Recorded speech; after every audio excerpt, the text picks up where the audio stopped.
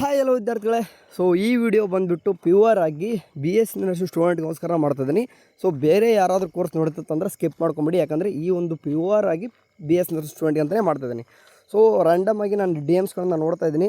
So S S P ಬಗ್ಗೆ ಸ್ವಲ್ಪ update ಮಾಡಿ, ಯಾಕಂದರೆ ಯಾಕೆ ಕ್ವಶನ್ಸ್ಗಳು ರೈಸ್ ಆಗ್ತವೆ ಈ ಥರ ಅಂತಂದರೆ, ಎಸ್ ಎಸ್ ಪಿ ಯಾವಾಗ ನಿಮಗೆ ಬರುತ್ತೋ ಅವಾಗ ಎಸ್ ಎಸ್ ಪಿ ಮೇಲೆ ನಂಬಿಕೆ ಬರುತ್ತೆ. ಸರ್ವೇ ಸಾಮಾನ್ಯ, ಯಾಕಂತಂದರೆ ಸ್ಟೂಡೆಂಟ್ಸ್ಗೆ ಇದು ತುಂಬ ನೀಡ್ ಇದೆ. ಎಸ್ ಎಸ್ ಪಿ ಕಡೆಯಿಂದ ಬರ್ತಕ್ಕಂಥ ಅಮೌಂಟು ಸ್ಟೂಡೆಂಟಿಗೆ ಪ್ರತಿಯೊಬ್ಬರು ಕೂಡ ಯೂಸ್ ಆಗೇ ಆಗುತ್ತೆ. ಓಕೆ, ಸೊ ಹಾಗಾಗಿ ಅದರಲ್ಲೂ ಕೂಡ ಹೆಚ್ಚು ಖರ್ಚುಗಳು ಬಂದಾಗ ಸರ್ವೇ ಸಾಮಾನ್ಯ ನಾವು ಎಸ್ ಎಸ್ ಪಿ ಅಂತ ಕೇಳ್ತಾನೆ ಇರ್ತೀವಿ. ಓಕೆ, ಅದನ್ನೆಲ್ಲ ಬಿಡೋಣ. ಈಗ ಮಾತಾಡಲಿಕ್ಕೆ ಡೈರೆಕ್ಟಾಗಿ ಈಗ ಎಸ್ ಎಸ್ ಪಿ ಅಪ್ಲಿಕೇಶನ್ ಹಾಕ್ಲಿಕ್ಕೆ ಬರ್ತದ ಬಿ ಎಸ್ ನರ್ಸ್ ಸ್ಟೂಡೆಂಟ್ಗೆ. ಓಕೆ, ರ್ಯಾಂಡಮ್ ಥಿಂಗ್ಸ್ ತೊಗೊಂಡು ಮಾತಾಡೋದಂತಂದರೆ ಸದ್ಯಕ್ಕೆ ಬರೋಲ್ಲ ಅಂತ ಹೇಳ್ತೀನಿ. ಯಾಕೆ ಅಂತ ಕೂಡ ಕೇಳ್ಬೋದು ನೀವು. ಯಾಕೆ ಅಂತಂದರೆ, ಮೊದಲು ನೀವು ಯಾರಿಗೆ ಬರುತ್ತೆ ಅಂತಂದರೆ ಓನ್ಲಿ ಒಂದು ಬ್ಯಾಚಿಗೆ ಬರುತ್ತೆ.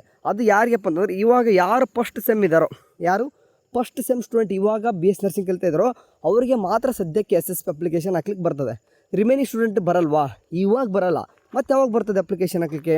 ಯಾಕೆ ಫಸ್ಟ್ ಸೆಮ್ ಅಷ್ಟೇ ಬರ್ತಿದೆ ಅಂತಂದರೆ, ಇವಾಗ ಏನೋ ಅಡ್ಮಿಷನ್ ಆಗಿಬಿಟ್ಟು ಕ್ಲಾಸಸ್ ಸ್ಟಾರ್ಟ್ ಆಗಿದ್ದಾವೆ, ಅವ್ರದ್ದು ಏನೂ ಕೂಡ ಪೆಂಡಿಂಗ್ ಇಲ್ಲ. ಪ್ರೀವಿಯಸ್ ಇಯರ್ ಏನಿದೆ ಅಂತಂದರೆ second P U C pass out ಆಗಿದ್ದಾರೆ. ಸೆಕೆಂಡ್ ಪಿ ಯು ಸಿ ಮೇಲ್ಗಡೆ ಏನು ಮಾಡ್ತಿದ್ದಾರೆ ಅಂತಂದರೆ ಅವ್ರು ಅಪ್ಲಿಕೇಶನ್ ಹಾಕ್ತಿದ್ದಾರೆ. ಬಟ್ ನಿಮ್ಗೆ ಹಾಕ್ಲಿಕ್ಕೆ ಪ್ರೀವಿಯಸ್ ಇಯರ್ದು ಏನು ಬೇಕಲ್ವಾ, ಮೀನ್ಸ್ ಎಕ್ಸಾಂಪಲ್.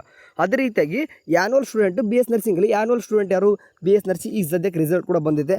ಓಕೆ, ರಿಸಲ್ಟ್ ಕೂಡ ಬಂದೈತೆ. ಅಪ್ಲಿಕೇಶನ್ ಹಾಕ್ಬೋದಾ? ನೋ. ಯಾಕೆ ಅಂತಂದರೆ, ನೀವು ಯಾರಿಗೆ ಫೋರ್ತ್ ಇಯರು ಆ್ಯನ್ಯುವಲ್ ಸ್ಟೂಡೆಂಟ್ ಯಾರಿದ್ರೋ, ಆ್ಯನ್ಯುವಲ್ ಬ್ಯಾಚು 2021-22 ಬ್ಯಾಚು ಈಗ ಪಾಸ್ಔಟ್ ಆಗಿದ್ರೆ, ನಿಮಗೆ ನೆಕ್ಸ್ಟ್ ಏನಾದರೂ ಹೈಯರ್ ಸ್ಟಡಿ ಮಾಡ್ತಾಯಿದ್ರೆ, ಅಂದರೆ MSc ಮಾಡ್ತಾಯಿತ್ತಂದರೆ, ಓಕೆ, ಅಂದರೆ ಬೇರೆ ಏನಾದರೂ ಒಟ್ಟಿನಲ್ಲಿ ಏನೋ ಒಂದು ಓದ್ತಾ ಇದ್ದೀರಿ ಅಂತಂದರೆ, ಸ್ಟಡಿ ಮಾಡ್ತಂದ್ರೆ ಮಾತ್ರ ನಿಮಗೆ ಫೋರ್ತ್ ಇಯರ್ ಬೇಸ್ ಮೇಲೆ, ಅಂದರೆ ಈ ಒಂದು previous year data, fourth year data ತೊಗೊಂಡು ನೀವು ಏನು ಮಾಡ್ಬೋದು, ಅಪ್ಲಿಕೇಶನ್ ಹಾಕ್ಲಿಕ್ಕೆ ಬರ್ತದೆ. ಅದು ಈ ಸಡನ್ನಾಗಿ ಅಡ್ಮಿಷನ್ ಮಾಡಿದ ತಕ್ಷಣ ಇವಾಗಲೇ ಬರ್ತದ? ಇಲ್ಲ. ಅಡ್ಮಿಷನ್ ಆಗಬೇಕು. ಅಡ್ಮಿಷನ್ ಆಗಿ ಒಂದು 15 ಡೇಸ್ ಅಥವಾ 20 ಡೇಸ್ ಆಗಬೇಕು.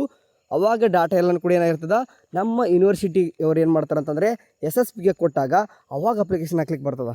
ಫೋರ್ತ್ ಇಯರ್ದವರು ಈಗ ಅಪ್ಲಿಕೇಶನ್ ಹಾಕಕ್ಕೆ ಬರಲ್ಲ. ಯಾಕಂದರೆ ನೀವು 4 ವರ್ಷ ಕೂಡ ಸ್ಕಾಲರ್ಶಿಪ್ ಭಾಳ ತೊಗೊಂಡ್ಬಿಟ್ಟಿದ್ದೀರಿ ನೀವು ಈಗಾಗಲೇ. ಹೆಂಗೆ ತೊಗೊಂಡ್ರಿ? ಫಸ್ಟ್ ಇಯರ್ ಬಂದಾಗ ಸೆಕೆಂಡ್ ಪಿ ಯು ಮೇಲೆ, ಸೆಕೆಂಡ್ ಇಯರ್ ಬಂದಾಗ ಫಸ್ಟ್ ಇಯರ್ ಮೇಲೆ, ಥರ್ಡ್ ಇಯರ್ ಬಂದಾಗ ಸೆಕೆಂಡ್ ಇಯರ್ ಮೇಲೆ, ಫೋರ್ತ್ ಇಯರ್ ಬಂದಾಗ ಥರ್ಡ್ ಇಯರ್ ಮೇಲೆ, ಅಂದರೆ ಟೋಟಲಾಗಿ 4 ವರ್ಷ ನೀವು ಸ್ಕಾಲರ್ಶಿಪ್ ತೊಗೊಂಡ್ಬಿಟ್ಟಿದ್ದೀರಾ. ಇನ್ ಕೇಸ್ ಇದರಲ್ಲಿ ಬಂದಿದ್ದಿಲ್ಲ ಅಂತಂದರೆ, ಪೆಂಡಿಂಗ್ ಇತ್ತಂದರೆ ಬರ್ತಾ ಇರ್ತವೆ. ಹೊಸದಾಗಿ ಅಪ್ಲಿಕೇಶನ್ ಹಾಕ್ಲಿಕ್ಕೆ ಬರಲ್ಲ. ಆಯಿತು, ಇದು ಆ್ಯನ್ಯುವಲ್ ಸ್ಟೂಡೆಂಟ್ ಆಯಿತು. ಸೆಮ್ ಸ್ಟೂಡೆಂಟ್, ಈಗ ಸದ್ಯಕ್ಕೆ ಸೆಮ್ ಸ್ಟೂಡೆಂಟ್ ಯಾರಿದ್ದೀರಾ? ಫಸ್ಟ್ ಸೆಮ್ ಅಂತ ಹೇಳಿದೆ. ಈ 3rd ಸೆಮಿಸ್ಟರ್ ಇದ್ರೆ ಈಗ ಸದ್ಯಕ್ಕೆ, ಈಗ 5th ಸೆಮಿಸ್ಟ್ರು ಮತ್ತು 7th ನಿಮಗೆ ಅಪ್ಲಿಕೇಶನ್ ಹಾಕ್ಲಿಕ್ಕೆ ಬರ್ತದಾ? ಓಕೆ, ಮಾತಾಡ್ತೀನಿ. 3rd ಸೆಮಿಸ್ಟ್ರು ನಿಮಗೆ ಅಪ್ಲಿಕೇಶನ್ ಹಾಕಕ್ಕೆ ಯಾರಿಗೂ ಬರಲ್ಲ, ಸದ್ಯಕ್ಕೆ ಯಾರಿಗೂ ಬರಲ್ಲ. ಹೆಂಗೆ ನೀವು 3rd ಸೆಮಿಸ್ಟ್ರ್ ಅಪ್ಲಿಕೇಶನ್ ಹಾಕ್ಬೇಕಂತಂದರೆ, ಮೊದಲು ಸೆಕೆಂಡ್ ಸೆಮ್ ರಿಸಲ್ಟ್ ಬರಬೇಕು. ಸೆಕೆಂಡ್ ಸೆಮ್ ರಿಸಲ್ಟ್ ಬಂದು ಮಿನಿಮಮ್ ಒಂದು 10 ಡೇಸ್, ನಾನು ಹೇಳ್ತಾ ಇರೋದು. ಅದನ್ನ ಅಡ್ಮಿಷನ್ ಆಗಿರ್ತಾರೆ ಬಿಡಿ. ಈಗಾಗಲೇ ನೀವು 3rd ಸೆಮಿಸ್ಟರ್ ಕೂಡ ಅಡ್ಮಿಷನ್ ಅಂತೂ ಆಗಿರಲೇಬೇಕು, ಯಾಕಂದರೆ ಭಾಳ ದಿನ ಆಗಿತ್ತು. ಸೊ ಹಂಗಾಗಿ 3rd ಸೆಮ್ಮಿದು ನೀವು ಅಡ್ಮಿಷನ್ ಆಗಿರಬೇಕು. ಆ್ಯಂಡ್ ರಿಸಲ್ಟ್ ಸೆಕೆಂಡ್ ಸೆಮ್ ಬಂದು ಮಿನಿಮಮ್ ಒಂದು 10 ಡೇಸ್ ಆಗಿತ್ತಂದರೆ, ನಾನು ಹೇಳ್ತಾ ಇರೋದು ಮಿನಿಮಮ್ ಒಂದು ವೀಕ್ ಅಥವಾ 10 ಡೇಸ್ ಆಗಿದ್ದರೆ ಮಾತ್ರ ನಿಮಗೆ ಸೆಕೆಂಡ್ ಸೆಮ್ ಮೇಲೆ, ಅಂತಂದರೆ ಫಸ್ಟ್ ಇಯರ್ ಬೇಸ್ ಅಂತ ಕರಿತೀವಿ ಅದನ್ನು. ಆ ಬೇಸ್ ಮೇಲೆ ಏನಪ್ಪ ಅಂತಂದರೆ ನೀವು ಅಪ್ಲಿಕೇಶನ್ ಹಾಕ್ಲಿಕ್ಕೆ ಬರ್ತದೆ. ಸೇಮ್ 5th ಸೆಮ್ ಇದ್ದರೂ ಕೂಡ ಅವ್ರು ಹಂಗೆ ನೀವು 4th ಸೆಮ್ ರಿಸಲ್ಟ್ ಬರಬೇಕು.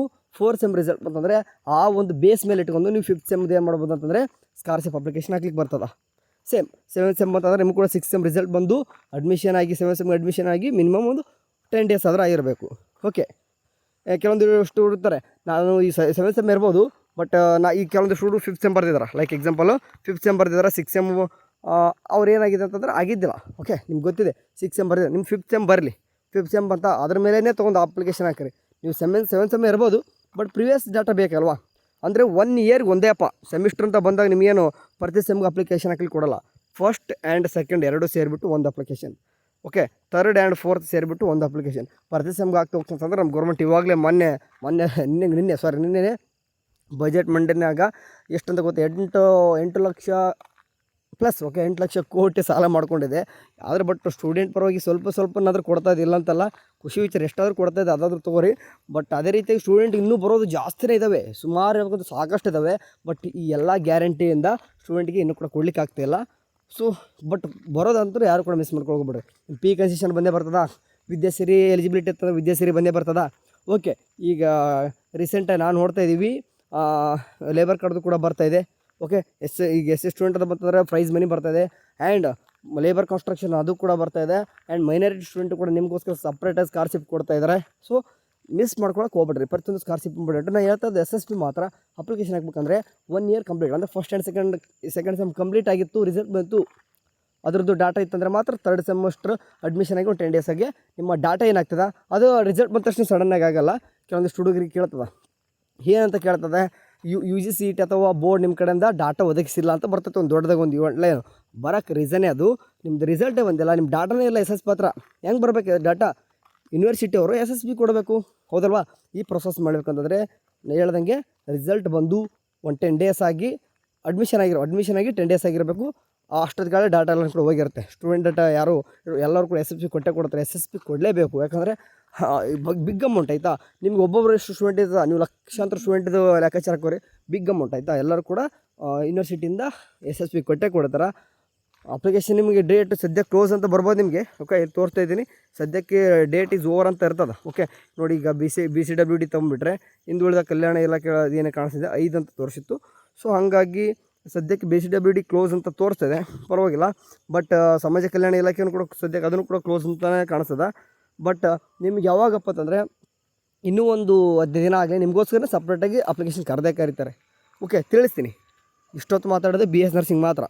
ಓಕೆ, ವಾಟ್ಸಪ್ಪು ಚಾನಲ್ ಇದೆ. ಓಕೆ, ಬೇರೆ ನೀವು ಇರತಕ್ಕಂಥದ್ದೆಲ್ಲ ಈ ಥರ ಸ್ಕಾಲರ್ಶಿಪ್ ಆಯಿತು, ಗೌರ್ಮೆಂಟ್ ಜಾಬ್ ಆಯಿತು, ಈ ಒಟ್ಟು ಹೊಸದಾಗಿ ಏನಾದರೂ ಸ್ಟೂಡೆಂಟಿಗೆ ಸಂಬಂಧಪಟ್ಟಿದ್ದು ಈ ಥರನ ಮಾತ್ರ ಎಜುಕೇಷನ್ ಕಂಟೆಂಟ್ ಮಾತ್ರ ವಾಟ್ಸಪ್ ಚಾನಲ್ ಹಾಕ್ತಾ ಇರ್ತೀನಿ, ಜಾಯ್ನ್ ಆಗಿ. ಬರೀ SSP ಅಷ್ಟೆಲ್ಲ ಪ್ರೈವೇಟು ಕೂಡ ಬರ್ತಕ್ಕಂಥ ಸ್ಕಾಲರ್ಶಿಪ್ ಕೂಡ ಹೇಳ್ತಾ ಇರ್ತೀನಿ, ಜಾಯ್ನ್ ಆಗಿ ಆಯಿತಾ. Thank you.